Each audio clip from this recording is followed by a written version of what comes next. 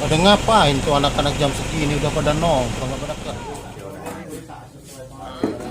Ngopi karo ngerokok. Oke. Tapi jatah iki lho rokok iki aku mosok mojang ngono apa? Iki sampurna. Mending ngono sampurna.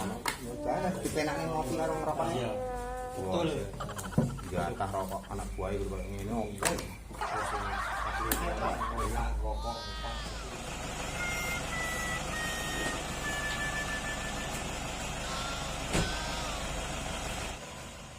Wah, wong kerja ngene tongkrong ngene karo rokok ngopi nang kopi.